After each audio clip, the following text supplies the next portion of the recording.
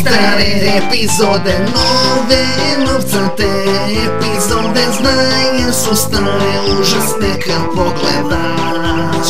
Zato izvini ti što gledaš mene, a god te tjerao, zato ću ti tu, ali ipak hoću da... Eto, čuli ste pravi razlog zašto pravim nove stare epizode. Mislim, bio sam katastrofa, možda se mi sad jebi. Da odmah skratim, bacamo se na sljedeću novu staru epizodu Darkwing Duck. Davne 1992. godine se Capcom bez ikakvog straha ponovo usudio da dirne u svijet poznatih ličnosti. Capcom to inače smjelo radi jer je dobra kompanija za razliku od drugih koji to rade na pogrešan način. Ne gledaj ovo! Darkwing Duck je dobro poznati crtani film 90-ih godine i meni je jedan od najomiljenijih bio. Gledao sam ga na njemačkom Super RTL-u i emitovali su ga svaki dan. Ne postoji epizoda koju ja kao mali nisam gledao. Pored svakog uspjeha u svijetu filmova postoji i svijet video igara koji tu ličnost iskoristi za svoju konzolu. Tako se na NES-u našao Darkwing Duck koja je po meni jedna od 10 najboljih NES igara. Kontrola je kao i kod svake Capcom igre precizna i jako dobra.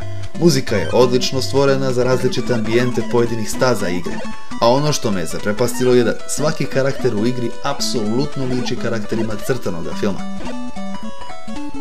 Legenda Capcomovih igara je to što su njihove igre nevjerovatno zarazne.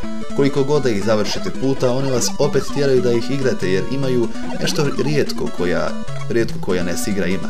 Mislim da je to ipak onaj takozvani mix kontrole, muzike, grafike, karaktera u jednom, što dovodi do te zarade zbog svih tih faktora koji čine jednu igru prejakom, a bez kojih ona ne bi to bila. Nijedna staza nije slična prošloj.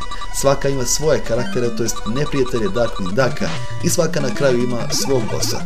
A vi imate ili jedno trajno oružje ili oružje koje možete naći putem vaše avanture, koje možete promijeniti u bilo kom momentu, a koji su jako dobri protiv bossova.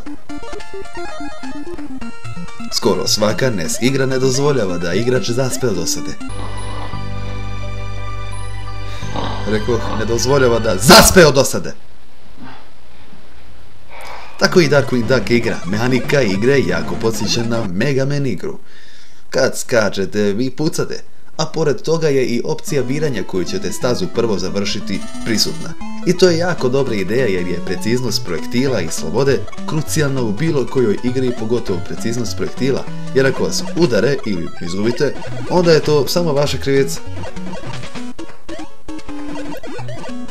Darkwing Duck kao igra se jako rijetko spominje kod mnogih kolekcionara, čak je do sada nikad nisam u top 10 videima uočio.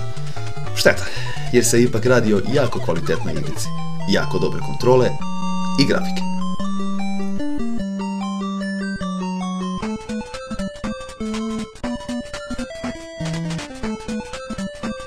Eto ljudi, gledali ste prvu novu staru epizodu u kojoj smo pričali o igrici Darkwing Duck.